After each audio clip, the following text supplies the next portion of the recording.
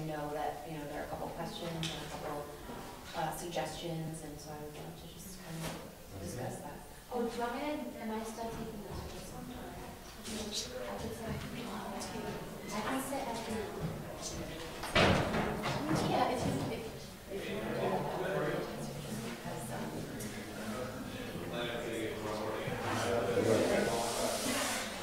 And I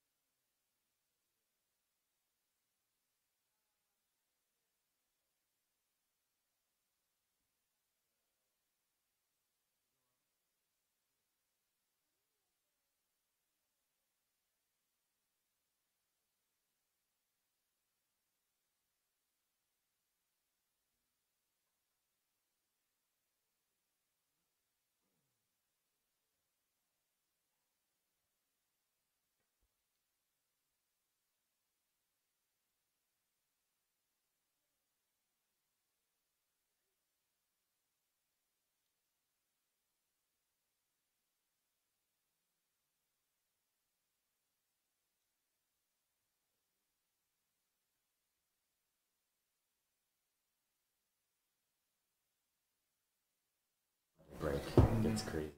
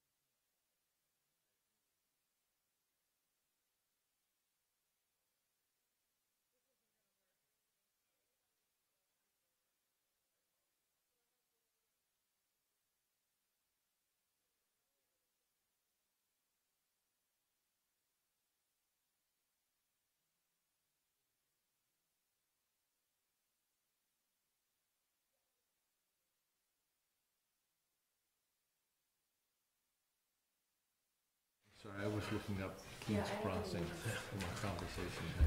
I wrote myself. I'm questioning myself how many units there I were. wrote a couple notes in there.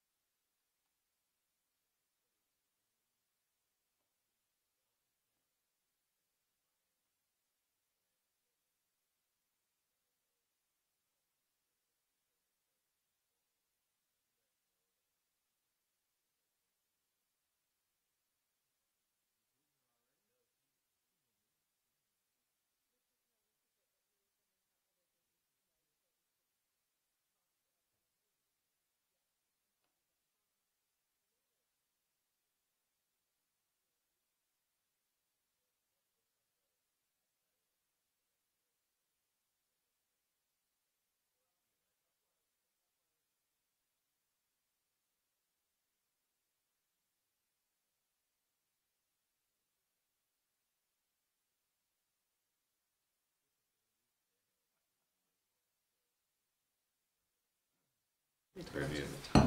There are no. I didn't print them, so I want to keep it. Okay. Okay. Okay. All right, so I'm going to open the Planning Commission meeting of December 13th. Welcome the Housing Commission to our meeting. Thanks for coming. Are you expecting, did you say 2 more people? I think we have 2 more that will probably be showing up. Okay. Well, we'll start our portion of it and then hopefully they'll show up. So the first item of business is public comment, and this is a chance for anyone from the public to make a comment to the Planning Commission on anything we're not discussing tonight. And we're discussing the Housing Commission housing report. This is what's on the agenda. Yes, I have a few things Yes. carrying over from last meeting with the Gateway project for revitalization. Okay. So 2 or 3 things, additional comments. Excuse me, can you just remind us Yes, of your name? Richard Backer out of Bellevue. Thank you. Yes. First thing is, we have some retail establishments that have deliveries of large trucks, tractor trailers, tankers, which can impact traffic. They actually can be turning around 2 blocks down on Bellevue to orient themselves to get back to the corner of Main. And so we want to take into consideration on this project at a conceptual level how we'll manage tractor trailers and tankers servicing our mostly gas station retail establishments. Secondly, staging areas for this project when it actually gets to build out. We're going to stage a multi-year project for construction, excavation equipment, piles of material, infrastructure to be installed. And also, some sort of plan, another comment is how we're going to manage our pedestrian traffic that uses Main Street now on the way to the school complex. It's heavily used. I'm also curious about how we're phasing the project in at the north and south ends with regards to right-of-way width. We know, I think we have a 60 or 66 foot width. 66, I think 66, yeah. And I'd be curious to know what it is at the other 2 ends and how we're going to blend that. So you're talking about in, as it crosses into Colchester? Yes. And as it crosses the railroad tracks down here? Yeah. Okay. Yeah. Okay. And I was looking through, I think, the transportation plan. I downloaded it on my phone. I didn't bring my phone, but I think in the transportation plan, there's some objectives for looking at maintenance on the Winooski River Bridge, as well as rebuild of that bridge. So same comments, if we're going to tear up something for a couple of years, how are we going to stage that on top of anything that could happen simultaneously or soon thereafter? So we might have several years consecutive of major traffic impediment. Mm-hmm. So just at a conceptual level, how we'll work that into the plan. I think those are the only ideas I came up with since the last meeting. Okay, great. Thank you. I will tell you, we're going to talk about it later, but there's going to be another meeting with the, on the Main Street project January 10th? Do I have that January date right? 10th. January 10th. So is it a regular agenda item for each business meeting? It is a regular update, item for this, but it's not, the update, there's not much to update right now because the consultants are in the development, design. Should I have held my comments to later in tonight's agenda, or was this? No, that's fine, but, like I said, it's still, a lot of the questions you've asked should be addressed in the design at some point down the road. So at the January 10th meeting, I think it would be appropriate to bring those back up Okay. at the presentation. It's likely I'll be here. So just, That's fine. and rest assured that we're in what, we mentioned this at the previous meeting, we're in what's called the preliminary engineering report stage, which will get us to 30% documents. The consultant team, which is deep with talent and skills, is aware of all those concerns, and we've had, while not definitive discussions, that's part of the PER stage of things. We get to the point where we have at that 30% stage where we have an understanding of all those things, including impacts to traffic. But again, I step back from that saying I think that the goal is to minimize through staging of the process, or the construction, minimize impacts to the traffic. And I think just the last comment is the bridge, and Heather knows more about this, but I think it's on a different timeline altogether. They're not at all in the same sentence. No, they're at least 10 years apart, so. But again, our team, which is a very impressive group of engineers, and they have a ton of experience in this kind of stuff, is considering every one of those questions you brought up. So they will be able to address them in January 10th meeting, and then we'll have one other meeting prior to the completion of the documents as a standalone meeting. I'm mildly reassured, thank you. Not completely. Not completely. It's a big undertaking to implement the concept of infrastructure replacement. And it's a major thoroughfare, and I don't see any way that there won't be disruption. Oh, there will be disruption, but I think Think back to, were you here when we did the downtown? No, sir. Okay, well, I'm a newer resident. okay. There was disruption. And there's gonna be, and every time that they repair the bridge, and that seems to happen every 10 years or so, resurfacing or doing something on that bridge, which is one of the reasons why it's being looked at, should it be replaced. So yeah, there's certainly, with any road project, there's gonna be disruption. The question is, how best to mitigate it? To be seen. Okay. Thanks, guys. Yep, thank you. Nothing? Okay. All right, so the next item is review the municipal plan schedule and work plan. so. I'm going to do this quickly. This is, as you guys know, an evolving document. So, and what we have on schedule for tonight, we're doing what we're doing. Mike O'Brien and I, the chairman, met today and discussed the meeting on the 28th. And we think it would be prudent to have a meeting that day to just have you guys, without commissions, but sort of figure out sort of regroup on the last regular meeting we had, which was very productive, but get Mike up to speed with that, get all of us on the same page. So that would be moving to a Thursday, as opposed to, we're going to be on Wednesdays until the end of the year. Whatever works for you guys. Yeah, Well, I mean, We talked about a date of December 28th. we did, but she's right, it's a It is a Thursday. Thursday. Not a Right, Wednesday. but we went to Wednesday because of Jonathan's schedule. Right, but it wasn't and he- supposed to shift back until January. I thought it was December, I thought it was the end of December, but Oh. again, I can just send out an email. That's an easy one to fix. Okay. But the point being that we have a second meeting in December. And then, And I'll just say the 28th works better for me because my son is going to be here from California and flies out the 27th at night at 7. So I mean, I can be here, but. I'm kind of in the opposite situation, that's- but we can figure that Yeah, one we'll out. figure it out. So then, another thing that, because of the aggressive schedule we are on with the Main Street project, we have scheduled for January 10th, which is a Wednesday. It's the only time the city manager can make it. Preferred alternatives meeting with the engineer, which the last meeting we had with the engineers, we heard comment about 2 potential alternatives, one with bike accommodations on Main, one without. So we're going to look at how those play out and have a kind of discussion / presentation of those. And at the conclusion of that meeting, we would like to have you, in a joint meeting with the Public Works, have it come to a conclusion or vote. And then after that, the schedule, we can talk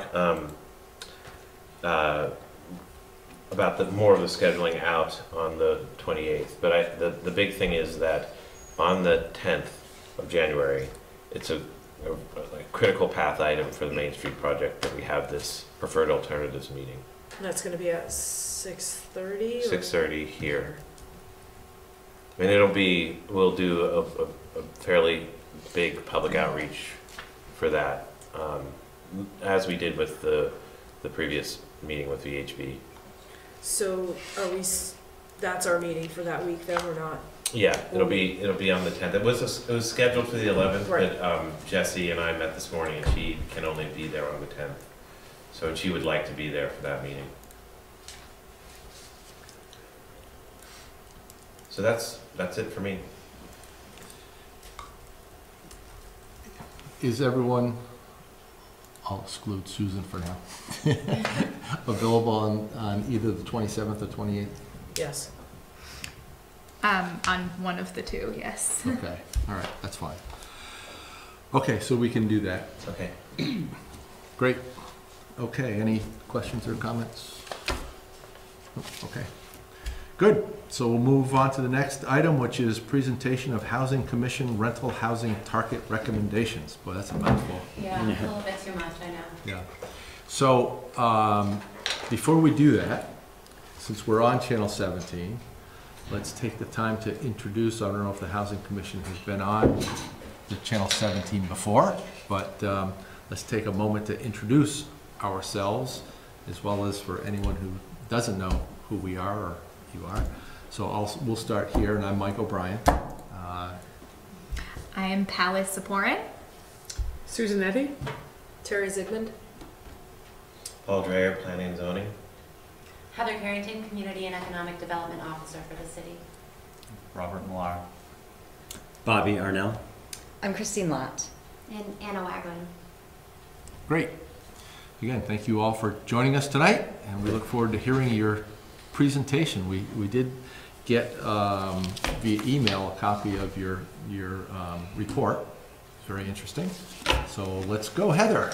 Yeah, so what we're going to do tonight is we're not actually going to do a full PowerPoint presentation. It is available on the documents page of the city website under, well, thank you very much, Mike. So under the Housing Commission page on our website, you can find this document, so anyone watching from home can find it there. But since you've already reviewed it, I think we'll probably just open this up to be more a facilitated discussion. But I do want for the viewers at home to kind of lay the framework of how we got here. In 2016, the city received a housing needs assessment that was done by UVM graduate students in the Masters of Public Administration program. And we were charged with taking that to the Planning Commission and reviewing a set of 11 recommendations that were made. And those recommendations were to create a housing commission, to mandate that when housing is torn down, it's replaced within the city, to invest in a gentrification risk assessment tool, to expand limited inclusionary zoning program, create a Winooski Housing Trust Fund, invest in analyzing housing quality data, create information and funding mechanism for accessory dwelling units, encourage more homeowners in the city, use Winooski's ethnic diversity to market the community, consider the successes of other mill towns, and create and monitor a map of parcels. So that was handed over to Planning Commission, and pretty quickly, I think we realized that without having set targets for the types of housing we wanted in the city, the income brackets that we wanted within the city, what was the sustainable mix, what were those goals, we couldn't really make any kind of assessment of all this list of recommendations. So what the Planning Commission decided to do, and please interrupt and jump in if I'm not correct in my recollection. So what the Planning Commission decided to do was recommend the creation of a housing commission, specifically to look at some of the data that we're looking at in this report, so that we could get a better sense of what it is as a community that is our goal and our vision for our housing mix. So does that okay? Okay. Sounds right to me. Okay. So that housing commission was created June of this year. It's been a very aggressive timeline to get to where we are right now. And what we're looking at tonight will be only recommendations around targets for the rental housing. The reason we've chosen to look at rental housing first is because there's so much development happening as a result of the form-based code gateways, and so much rental housing going up, that there was a concern at the council level that we would have a complete change in our mix before we ever came up with housing targets. So we have chosen to look at that piece first, and next we'll be taking a look at single-family homes and ownership opportunities within the city. So this is just part one. Okay. Go ahead. No, I was going to say, do you want to kind of go through, you've kind of teased everyone about what's in this report, so maybe we kind of go through and hit some of the high points? Yep, we can go through that. I'm actually going to have the Housing Commission. Yep. I'll flip through it, but I'm going to have Housing Commission members, if you feel comfortable doing that, just kind of speak to the data that we did look at. Sure. All right. So, thank you for that introduction, Heather. So, as Heather mentioned, we looked through a lot of data. A lot of it was based on census information, and we wanted to look at right now where we are currently in Winooski as far as income makeup among rental units, and then where we would like to be in 7 years from now. So can I interrupt you, Bobby? You said you got this from census data, but the number of units that you list here, is that from city data, from our rental registration, or is it? I believe so. Okay. It's that census data is a component of the overall Okay. data mix that we looked at, but there was, I forget where the other, it was not just the Landlord rental. rental registry, and this slide actually speaks to that a little bit. And I'll jump back up for this. Sorry about that. Bring my little chair with me. We can just bring a microphone to you. Yeah, I could do that, but I'm planning on not talking that much, so that was the whole plan. So the city of Winooski is actually pretty ahead of the game insofar as we have a rental registry. So our landlords all register that they have rental units available. We do a regular cycle of going out and inspecting those units, and that's on a 4-year cycle. This year is the first year that we added a request for landlords to voluntarily provide us with information on what price they're charging for the units, how many they have, how many bedrooms per unit. So we actually had an unbelievably high response rate to that. So it was nearly 70% of all the units in the city that people voluntarily reported on. So rather than relying on census data, which can sometimes be a little bit off, in particular because during the American Community Survey, where it's really more projections and estimates, this would be real on-the-ground data speaking to how much is being charged in this community and what do we have for affordable housing. So much of the data that you'll see through here is actually from the landlord registry, and at the top of each slide it will say landlord registry if it is in fact part of that data. Okay. Thanks. Should we? I'm not sure if you want us to go through the slides in order or just talk about how we got. Speak at a high level to Okay. it, and I'll kind of go through if there's anything that I think we should highlight. Sure. So one thing that we noticed was that compared to our neighboring towns and cities within Chittenden County, Winooski does have an overwhelming, has a much higher low-income population when compared to the rest of the city makeup.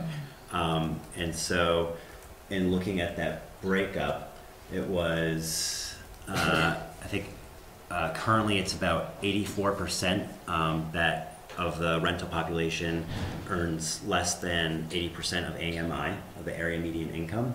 And this is based on, It's 72%. this is census data? Yes, yes, this is census data. So it's 72% of renter households in Winooski do qualify as low-income households.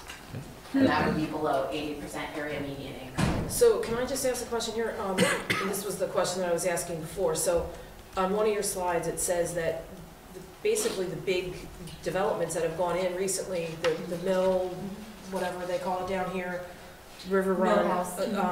Basically the Redstone developments didn't report.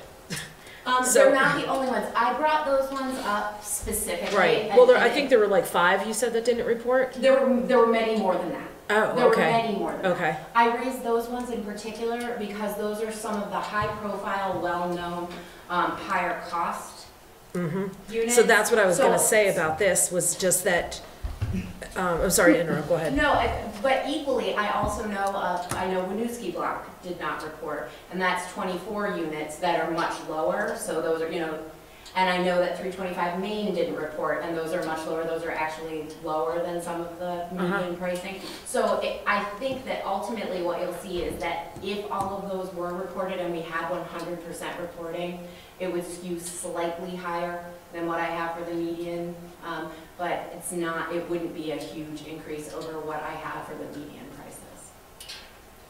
I knew that those would be ones that people would immediately think of, River House, River Run, Mill House, are those in there? And they are not all in there, but there is an equal amount that aren't in there that may be much more lower cost units.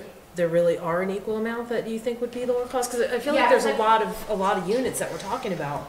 In 72 particular, those Redstone There's developments. 616 that didn't report. Mhm. There's 72 at River House, there are 56 at River Run. Mill House actually falls within market rate, they're not luxury units. So they would slightly skew it up, but not very much, except for the terraces. Let's see, 24 of them are Winooski block, which is lower, and we skew it down. Something like 10 of them are 325 Main. So there are a bunch that are out in the neighborhoods. There are 616 total. And I Units think that didn't report. Units that weren't reported. So when you have 70% of a city, it's pretty representative. That's pretty significant. So if everything was here, those medium numbers may be up a little bit or down a little bit? They'd nudge Yeah. up a little bit, I believe. Yeah. So that's why I called it out specifically. They'd nudge up a little, but based on the numbers that we have reported in, 70% is going to be pretty significantly representative of our community.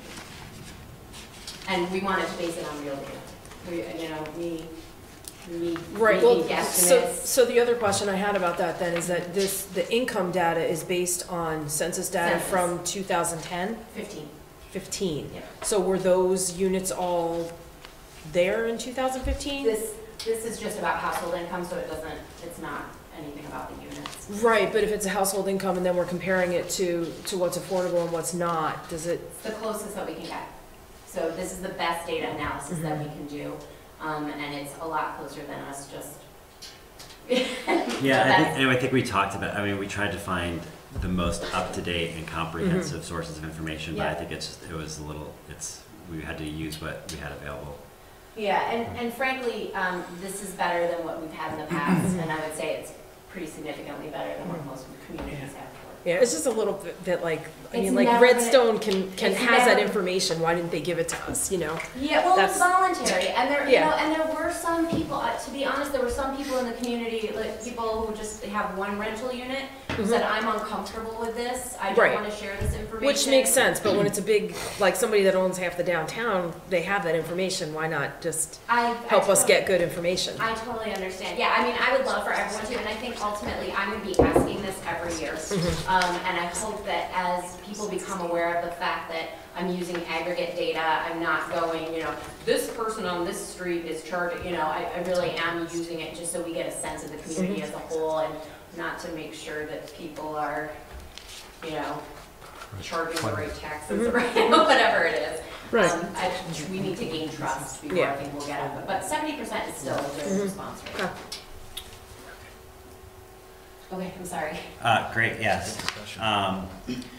So, yes, data was, we looked at a ton of data and we tried to reconcile what was the most accurate, what was the most up to date. And really what we wanted to do was try to, we kind of saw the focus of our effort being one, what is the appropriate distribution of affordability and luxury and middle income workforce housing within the rental market for a diverse and well integrated community. And so because there isn't a whole lot of that's not a definitive there aren't definitive set parameters of what a successful integrated community looks like. We tried to look at what we have currently here in Winooski, and where we want to go based on trends and where we would like to be in about 7 years. So right now, it was about, I think it was about 54% right now is dedicated to subsidized units.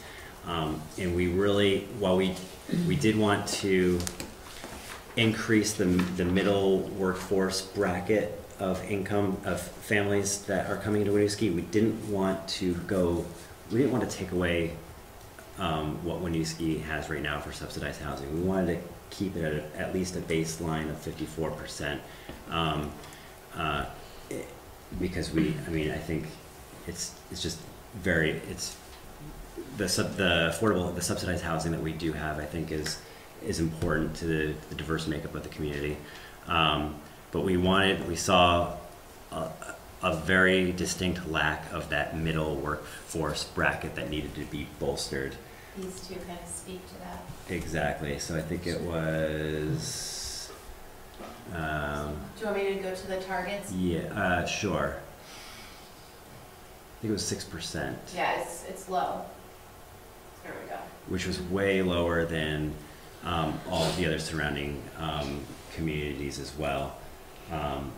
And I think that's where we see a lot of need, is this middle income. I think right now the market is providing luxury condos for new development, that there's always an incentive for more rental units when it comes to that. But I think this middle 80 to 120% AMI tends to get lost, and is a little harder to incentivize development when it comes to that middle income bracket as far as developers go. So that's something that we just definitely saw that we wanted to bolster. And I'll let actually Christine talk a little more about. I would add to that.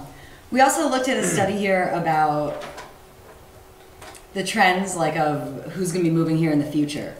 And what comes out of that study is that we expect to see more younger households, like in the 20s, 30s, who are going to be interested in renting, who are making like a moderate to higher income. And so there's no space for them right now if there's 84% of units being affordable below 80% AMI, and then having 10% above 120. So if we're expecting more growth in that middle range, we think that that's where we need to add to it. But again, like keeping our subsidies intact. There is growth expected above 120% AMI too, but we talked about this, and that not everyone who makes that is going to want to buy, have a luxury apartment.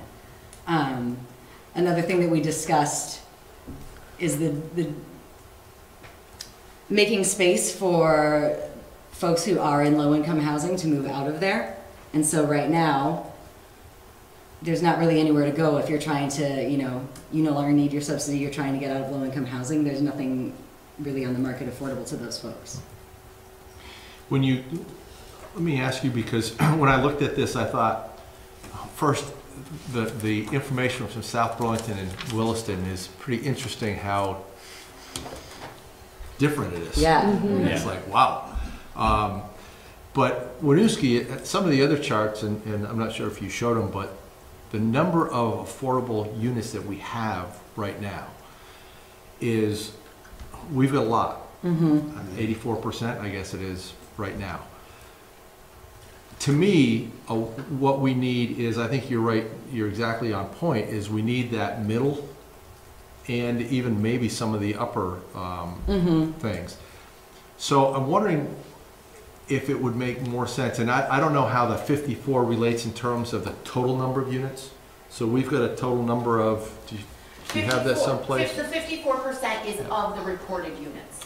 Right. So it's 36% of total units in the city, rental units in the city, are project-based subsidized. But where I was going is, the 84% today means how many units?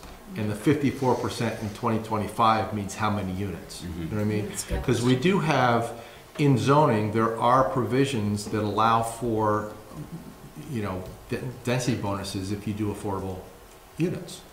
So we've got a provision in zoning that allows for growth in the affordable side, I think reasonably, because I think, personally, I think we want to see most of our growth in that middle range so that we get a better mix of units. And so I'm just wondering about, you know, percentages are great, but how does that relate in terms of real growth or real numbers? And I don't know if you looked at that or not. Yeah, we talked about that. The piece of information that's missing there is how many units could come up in that amount of time. Right, and my crystal ball is broken, so I can't tell you. But, you know what I mean? I mean, I think there are projections as to how many more housing units there will be in 2025. You take those with a grain of salt, but you could do on the gateways. You could actually do a build-out scenario. It'd be fairly easy because if you maxed out your building envelope, you would get to a real build-out scenario number that's within, I would say, 10%. Would that be on every property, Paul? I would look at every property that is developable. So there's some that aren't because of steep slopes and things like that. But I would say that, you know, for example, 348 Main Street, which is the new 4-story, that's at its max capacity. So that can't have any more units there. We can look at every single parcel that in there, because it's finite. There's not that many, to be honest about it, and look at what the zoning would allow for. And I think that there's a good chance that a high percentage of those projects will actually happen because of the current expedited zoning. So that would be one way to get some number. Rather than percentages, have a number. I'm thinking another way possibly to do it too is to say, okay, of the new units being developed, what's the percentage we want of the median, you know, the median things, and you know, so maybe it's like 80% of new units we want to fall in this range, and 10 and 10 or 15 and 5, whatever those numbers are, that will bring you to your targets. You know, because I think just that alone, how do you, when projects come in, how do you kind of know how you're going to reach your goal? Yeah, and I think that's key. Looking at those new developments that are already coming in place, or those zoning changes that will spur that new development, and what that new percentage we want to have made up. But we also talked about even potentially. We talked about there's a lot of like aging housing stock within Winooski too, and so if there are ways to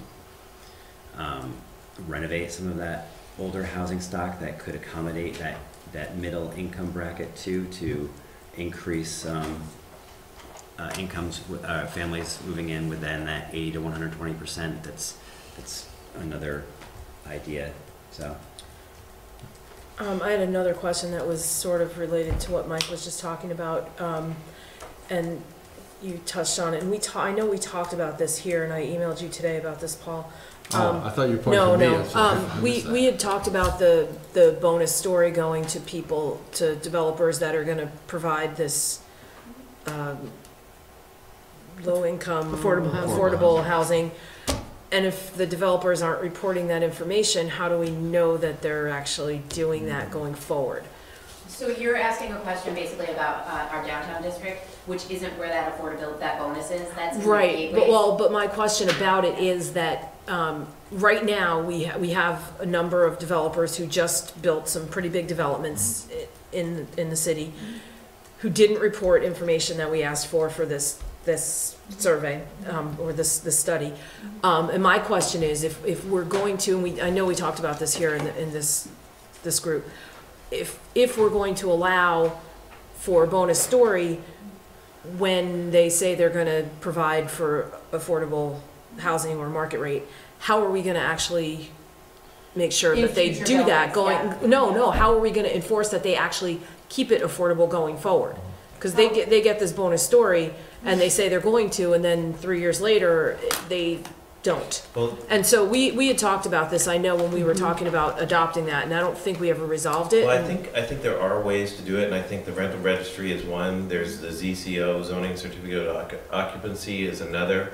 So there's always going to be somebody who tries to game the system. It happens with everything. But we have a bunch of mechanisms in place where we regularly check on properties to see how to make sure they're conforming with the requirements of their permit. And I mean, that's a regular part of zoning. Zoning is about granting the permit and then compliance with the permit regulations. And if someone, point blank, if I found out that someone had applied for the bonus story with affordable housing credits, or saying they were going to have affordable housing, and then we found out that the rent price through a variety of mechanisms was not affordable, we would simply find them in zoning violation, and that is effectively a lien on their property. They cannot sell, convey, get a ZCO. They can't do anything. They're tied. Okay, So, I just wanted to clarify that, because I know we talked about it here when we were writing that bonus story thing, and I don't think we ever resolved it, and that's what, when I read this, I was like, wait a second. Well, there are other towns that have the same thing, that have systems in place. How effective they are is another question, but, so there are examples out there that we can go to. And I will tell you, downtown, Kings Crossing is an example. They've got 51% affordable, but that's tied to their mortgage, their financing. Oh, okay. And so that's how that's who enforces it? Right, well, that was, I don't know, but I just yeah. remember we talked about it, and we never, anyway. Sorry. Okay.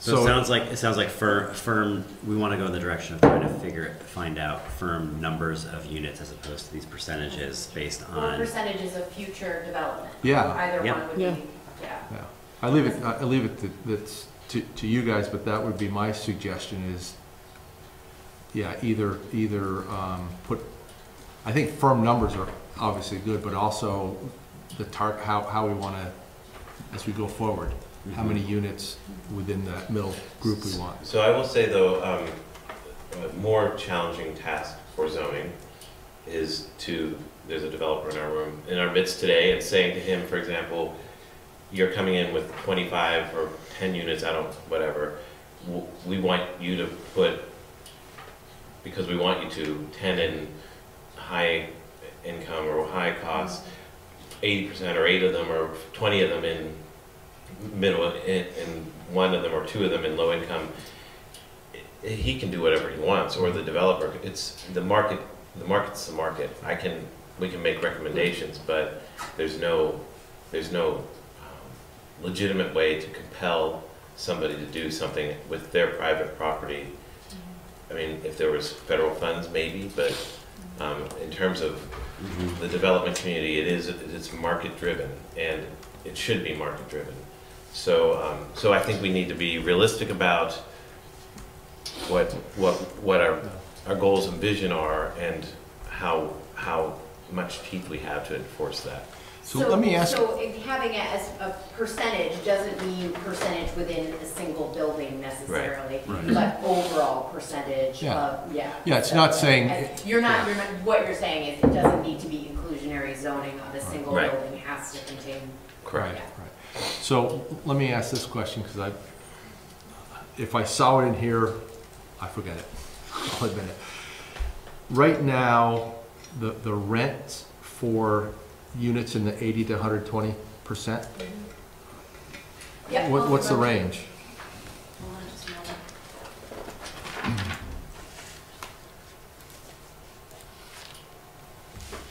It's actually, a lot of the units that are coming in along the core-based code are coming in at that range anyway. Well, that's my question, is that Yeah. it may happen. It's Just happening bonus. without taking the bonus, so. Sorry, my tab, that, there we go. This is a totally separate presentation, but I did the analysis in this. That was interesting. Yeah, you like that? There you go. So the range, and of a, let me take a look, form-based code, affordable housing bonus, yes. So this is 80 to 100, 20% area median income. You can see me doing the math over on the side here. Yep. So it would be 1,265 to 1,898. That's for a 2-bedroom? Or what, or is that It's just a, for? it's a 1 to a 2-bedroom, I believe. And so, and what we're, Nope, I got it. You mean you aggregated Oh, oh. all of the one, oh, at the bottom where it says average 1-bedroom and average Average. 2-bedroom? The average 1-bedroom and the average 2-bedroom are what are coming in right now. Yep. And the range would be 1,265 would be affordable for a 1-bedroom, 1,898 for a 2-bedroom, and what's coming in our currently permitted construction is under that, 1,180 for a 1-bedroom, I got you. 1,680 for a so, 2-bedroom. so what she's saying is Winooski's market Yes. is Below. below what affordable is. For So, 80 to 100%. I think it's important at the max end of affordability. It's the max end, yes, Yeah, that's correct. It should be no It's greater. under the max end. so, Right. so you're not having landlords going, I'm building a new 25 units, I'm gonna charge at the maximum range of even affordability. They're charging within the within affordability or less.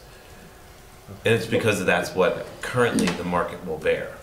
Yep. So, My only Yeah. question is, what, that AMI, the 63,255, is that for 4-person household, or is that 2? No, that's the two. The 2-person, okay.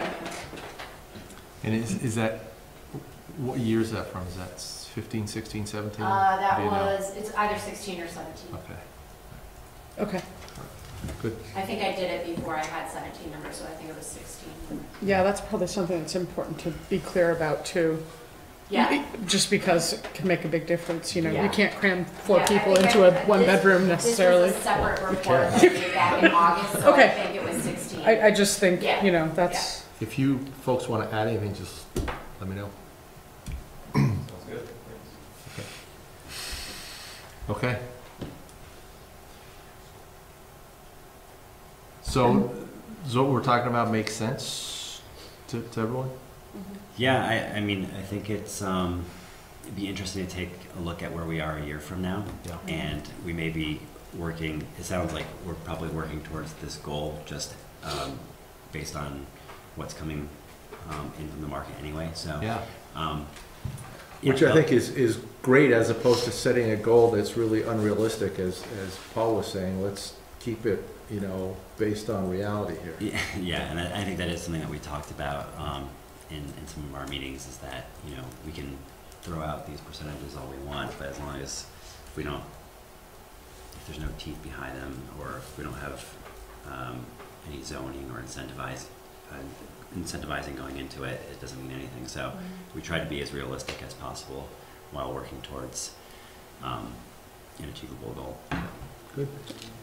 And if I can add one thing, the reason that I spoke about the relationship between economic integration and schools in your presentation is because in both the marketing and branding initiative that we're currently working on and in the economic development strategic plan, the schools came up repeatedly as an issue in the community, a deterrent to young families staying, negative perception of the schools needing to be turned around as part of our marketing and branding.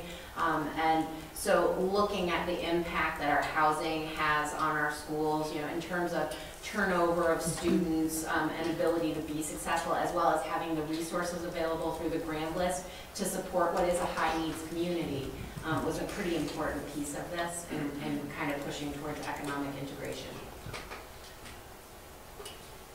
Okay. Mike, I have one quick comment. Yes, sure. Just to note that the increased density of a project has a direct effect on the affordability of the project. And one of the biggest challenges in an urban district like this is the parking. And as Paul mentions often, developers build parking as to what they think the development needs. So relaxing that parking requirement will affect affordability and help to bring costs down as well.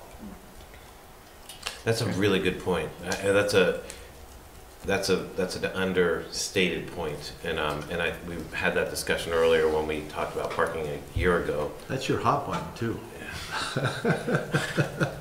It's something we deal with every time we could put 4 or 5 or 6 more units on and bring the cost of the project down and make the project more affordable, but we're having to hit these parking requirements that directly affect the cost of the housing. So it's really important. And I think right now, in an urban district like Winooski, you don't need 1.25 or 2 spaces per unit. So. I was just going to ask you what your experience has been. Is it like 1? Is it less Yeah, than I 1? mean, it depends, and I think you can be creative, but I think it can be even under 1, and then leave it to the developer to find the best way to utilize that parking. Some of the tenants we have don't have cars. Others are okay with finding alternative parking. I mean, there's a lot of different options, and we're finding in our projects that our garages are never full. We have, even though we've allotted the whole building, the whole parking area to the building, people aren't parking in there. They're usually 50 to 40% full. So there's a lot of opportunities for shared parking too. That's kind of another topic. But in general, I think we're building more parking than we need, and it's affecting a lot of things, and one of them is the price of housing. I don't know how much a parking space is, but it can be inside. It's $30,000 per space. Yeah, 30,000, yeah. So, and when you think about requiring tethered to the project 1.25 per unit, that's a lot of, again, burden that could be placed other. The thing we struggle with on that though is if you don't require enough parking, what happens to like on-street parking or other spaces where those people who maybe shut out of space, where do they go? So, but I think as we get more and more projects with parking underground, get more and more data, I mean, I think we need to, the zoning regulations we need to keep looking at anyway. So it's one area that if we get more and more information, we can, tweak it if it's the data indicates we should. So, okay, thanks.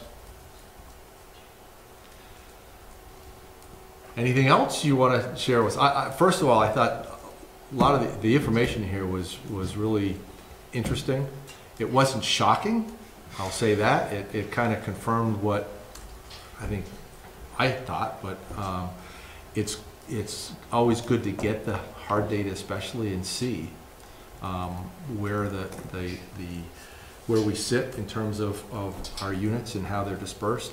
The other thing is you had a slide of showing where the affordable units were and where the luxury units were, both of apartments and single-family homes. And the single-family home went through me because, of course, I didn't read the top. So I'm looking at my neighborhood and saying, those aren't apartments. And then read the top and said, oh, that's right, single-family. Yeah, I'd like to just thank Heather too for all the work that she's put into gathering all of this data. She did a lot of work and did a great job at getting all this stuff for the commission. So thank you. The other slide maybe you can show is the poverty. Yeah. So this is something we talked about as well, as far as economic integration and wanting to bring up the rates in those dark green zones, get things a little more even, and that is possible because where the development is happening right now is along Main and Allen, which are bordering on both of those. Yeah. So that's something that we would recommend considering too, and where developments are going in. And when we were talking earlier about, you know, we've already got a higher amount of subsidized housing than everyone around us, and that's not where we see the need coming in. That like in these areas, perhaps we don't want to encourage any more subsidized housing right there for now. Yeah. So I think the thing that struck me as a lifelong resident here is when I was a kid, the west side was always thought of as being, you know, low income. And the second lowest is the west side, which I'm assuming that bottom line is the tracks, the railroad tracks. It is. And the right side of the 18% is Mounts Bay Avenue? Yeah. It's kind of interesting to me, and is a good way to maybe blow off people's, you know, perceptions, long-held perceptions of how things are, and really get back to reality.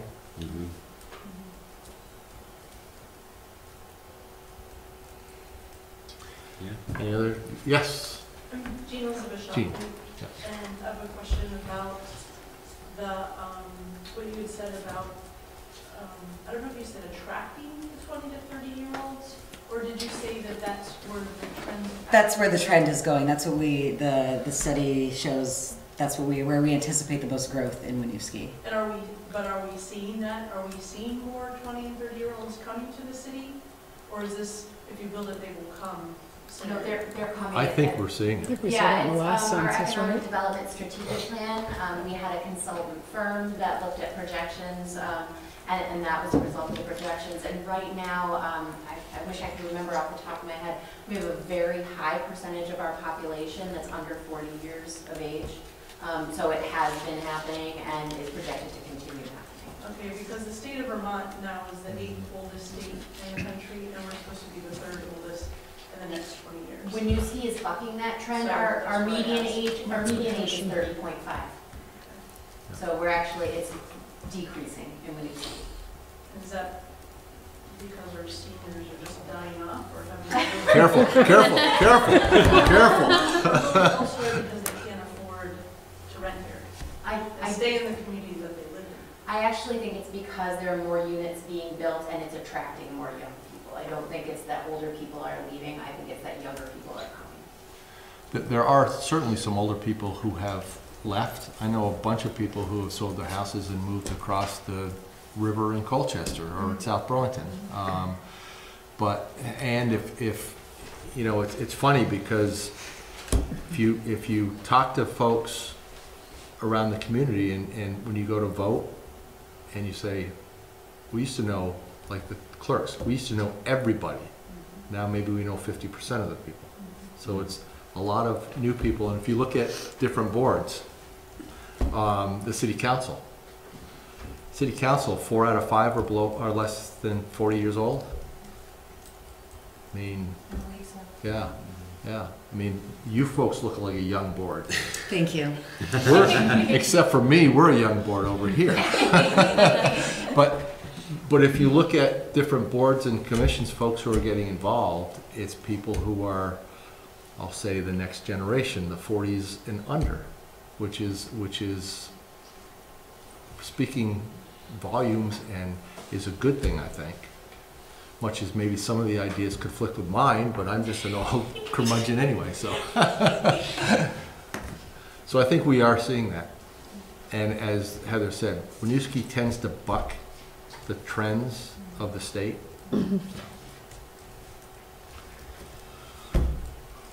Okay, any other? Yes, Rich.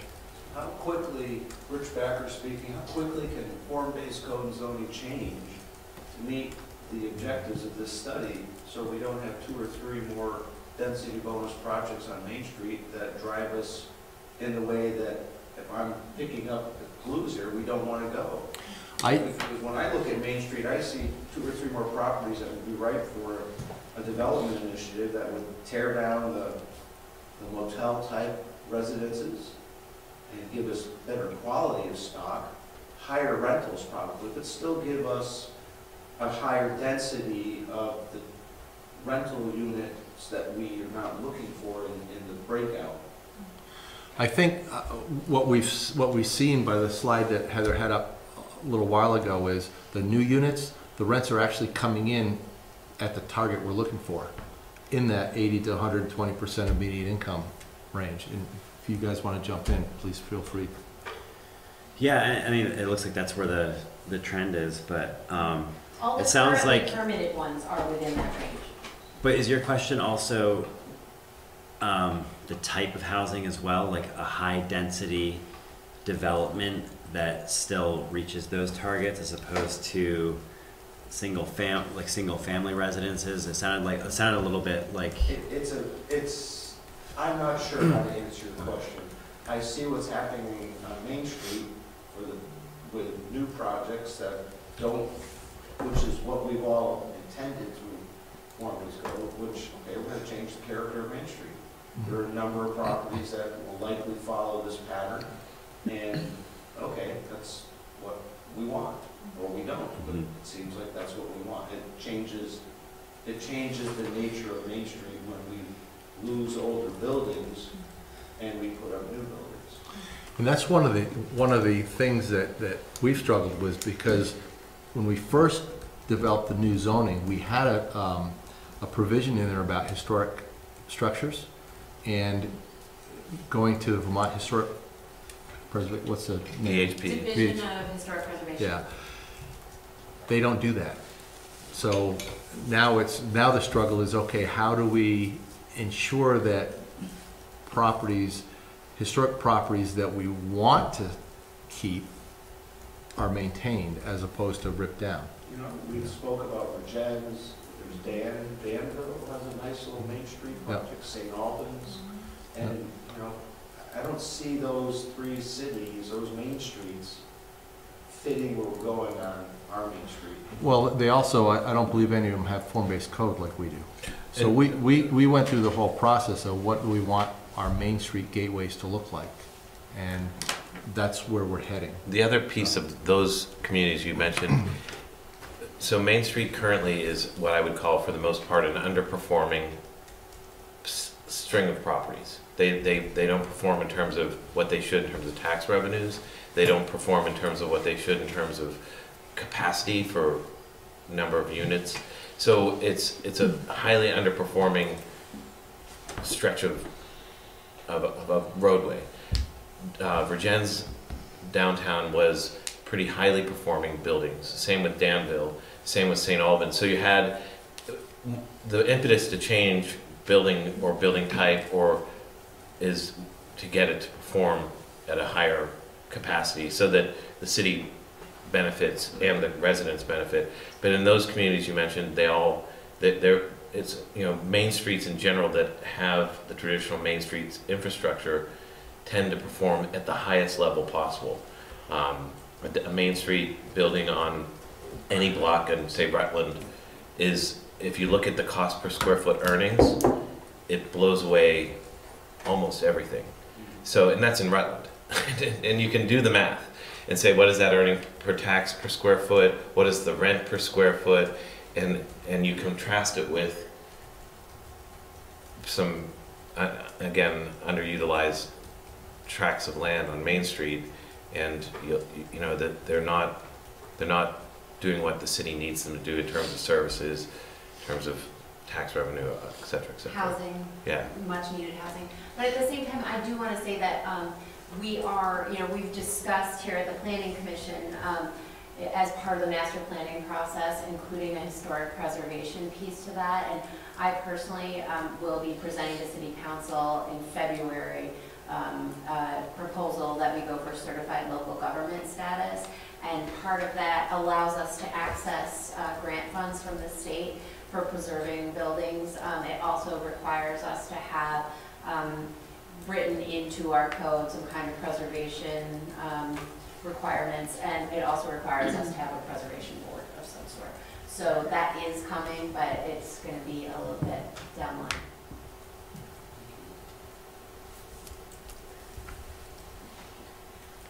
One thing that we do need to address here is I think we should probably have, because we're going to be taking our recommendations, oh, thank you, I'm sorry. Because we're gonna be taking our recommendations on to City Council on the 27th of January. We do need to have one person from the Housing Commission and one person from the Planning Commission who can come and do that presentation. So I would love to have that discussion. And also, I will make adjustments to the presentation that we have here today and send it out to both boards so that we can get it the way that we want to present it to council. So based on our discussion, are you going to tweak this with some hard numbers and some different target? Yes, what I'm going to do is I'm going to see what I can do as far as hard numbers. If I can't get the hard numbers that I need in the next 1 month, then what I'll do is I'll make it, we'll work together to do percentages of new construction, which I think is an easier thing to arrive at in that period of time, but I'll see what I can do as far as projected numbers. And that'll go up before the housing commission? Yep, and then we'll touch base. Okay. Great. So you guys need to select one of you to be the duly appointed representative to the city council. What is the date of that meeting? It's January 27th, and the meeting starts at 6 p.m. 6 p.m. I am available unless Terry or Alice wants to do it. I nominate you. You have a lot of experience. Look at you shaking your head. I have a lot of experience. He tries to take the gavel when he's at city council. That's meetings. right. Wouldn't Seth it doesn't like be me January 28th, or, sorry, January 27th appears to be a Saturday. That is Why most not? unfortunate. It should be a Monday, but whatever is the Monday Right, of 'cause I'm in Florida that weekend. I come back on the 28th. Yeah, the 29th is a Monday, so maybe. I'll take that. I will take the 29th then. Yeah, I knew it was the last meeting in January.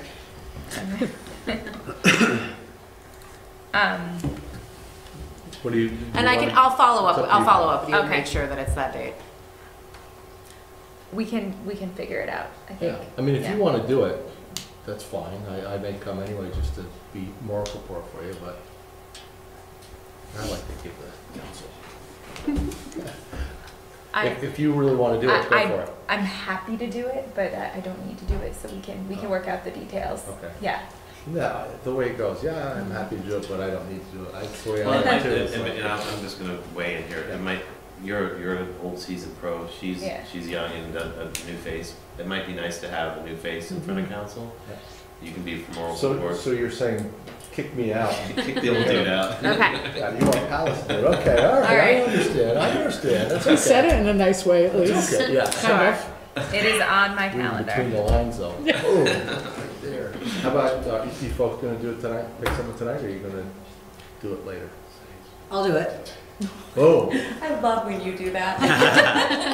no doubt. Perfect, Does everyone feel comfortable with that? Definitely. Okay, for sure.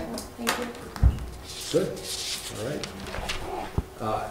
That's all we have to talk about tonight, the Housing Commission? Anything else that you folks wanna talk to us about?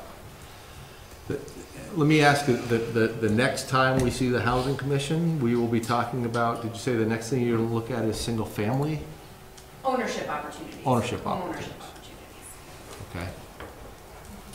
Okay. Can you kind of explain, what do you mean by home ownership opportunities? Well, ultimately, what we're driving at with this one, we need to look at affordability for home ownership in the community, and we're driving it looking at our home improvement loan program.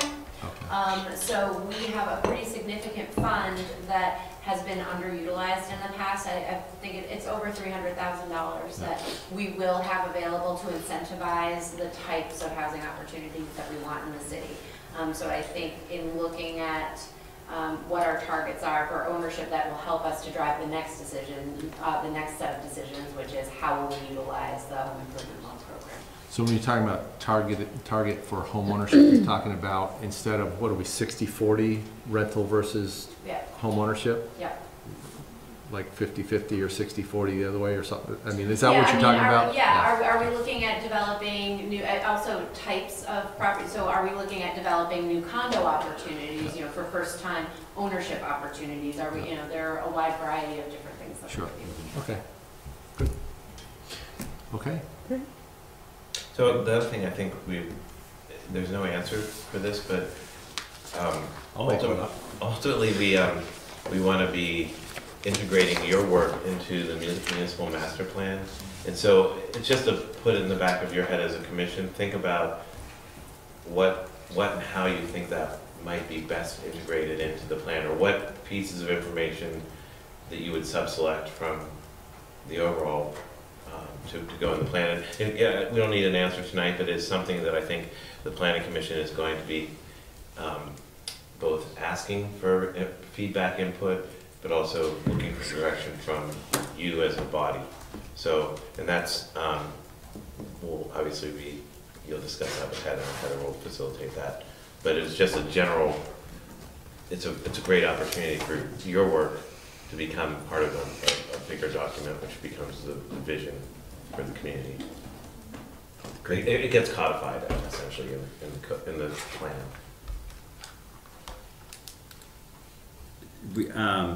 How often do you revise the municipal plan? Well, in the past, every 20 years or so, but going forward. At this point, it's on the state allows it. It used to be every 5 years was a required. Okay. The state is now allowing a community to do 5 to 7 years. So it would, depending on how aggressive this community wants to be with its next revision, it could be, you can do it as frequently as you want. You could do it every year if you wanted to. It'd be silly, but you would typically see a 5-year cycle at the minimum, and now maximum 7-year cycle. Okay. In the past, it was just the time came up, and you took the last plan, you changed the date. But I think the conversation I've heard is that we get this plan adopted, and then we look at different parts of it after a 2 or 3 year period, so that at the end of 5 years or 7 years, we've actually gone through and, you know, revised as necessary and update as necessary. Right. The other interesting piece, which we've talked about with the mayor and the chairman, is that the plan is sufficiently broad in its goals and aspirations, and it references perhaps a document that you guys produce, and that document can be a very changing all the time if need be.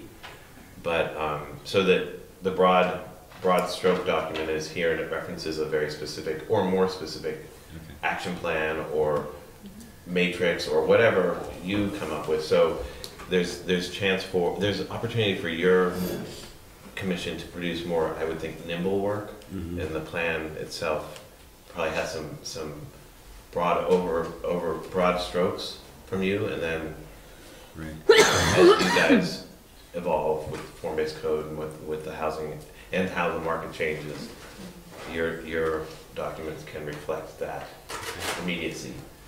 Yeah, I think that sounds great. I think, yeah, I just think it's great to set these goals now, but I also think we should, every couple of years, see where we are, see if it's working, are we going towards our goal, and then have the flexibility to adjust them as needed and move on from there. Yeah. Good work. Thank you. I was very impressed. Thanks very much. Yeah, it was an excellent report. So we have no other business that we have to talk about, do we? We have one other Oh, item yeah, planning yeah. commission needs to talk about, but. Okay. You folks are welcome to stay with us if you want, or you can. Or up and leave. we should adjourn the meeting, the housing commission if we're leaving. Oh, okay. Either way. I'm just saying. When are the regularly scheduled housing commission meetings? They are the fourth Monday. Fourth Monday. Is that January 27th? 29th? Is that January 29th? Actually, maybe Yes. right. All in favor? I have a They're adjourned. I think we're in. Thank you. Thank you, guys. Thank you. Nice to you. meet you all. Yeah, you too. Thank you. Thanks for your work. Robert? Do you know if the fourth Monday of December is Christmas Day? There's no December meeting. We're not meeting on Christmas? What's the matter with you people? Yeah, I told my family I wasn't gonna be there. I believe this was the one that we scheduled, and then after that, the next one is the meeting with council. I'll follow up with you guys though. Apparently we're having a mini break, but. No, I'm just stepping down. I thought you said that we. I feel like this is a huge project and I'm not going to have time. I'm just. And I don't want to be half-assed about it. So I can understand that. I just, with tax season coming up, I just am gonna have so much work to do that I feel like the best thing to do is step down, so. I can understand. It is a huge project. Okay. So, Planning Commission item, other business. other business. So I'm stepping down as of tonight. Did anyone bring a cake or anything? I forgot. Well, Terry, No, I- Mike knew. I knew too, but I forgot. I Wow. was This is a hoping, big surprise for me. see, Yeah, I was me too. hoping that you were gonna change your mind and, you know, Maybe now that we don't have a cake, she will. Yeah. If I come back next week, will I get a cake? we won't be here. You can come the 28th. the 27th or 28th, whatever day that is. Come on the 28th for 5 minutes and we'll have a cake for you. Perhaps. But I mean, that's all about Yeah. looking forward, making the new plan, so Yeah. I'm not gonna be involved in that, so. But you've been on this commission for 5 years, 6 Yeah, years, 6 7 years. years? 6 years? Yeah. A lot got done while you were here. We thank you very much for all your efforts. You're absolutely an asset to us. You balance me out. That's the, that's the best thing. Now Terry's gonna have to do that. Sorry, Terry, that's a huge shoes to fill. But no, thank you so much and we're gonna miss you. Thank you. I'll miss being involved and, you know, I'm really excited to see what happens with the plan. Yeah. And I just know you guys are gonna do a great job.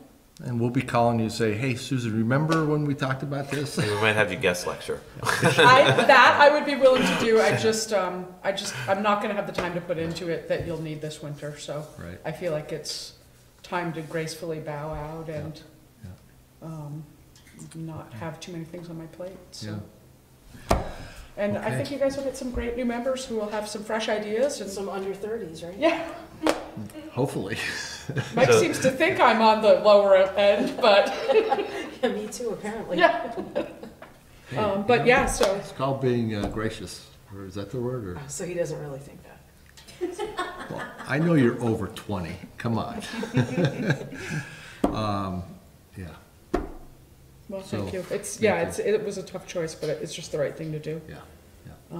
And, you know, I think you'll get some new people who have good ideas and we'll be able to, And just because you have to take notes, that's why you're stepping down. No more minutes. No I more knew that was taking gonna come notes. up. And actually, Paul Sarn provided a computer last week, which was really helpful. Yeah. And I never think to bring my own, so whoever does take over that, probably wants that option, Gotcha. so, Okay. but yeah, Thank you very much. Yeah. thank you. Thanks. It's been, I mean, I feel like just because of my work with the form-based code, I've watched, both of you guys in that process, so it's been really fun. And you will definitely be missed.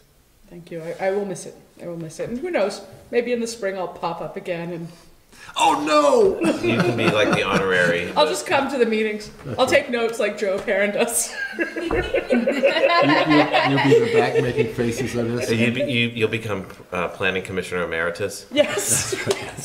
It was funny when Nate was talking about parking. I remember that guy, I can't remember his name, he used to come visit us about that little triangular shaped piece Yeah. of property. Across the street. Yes.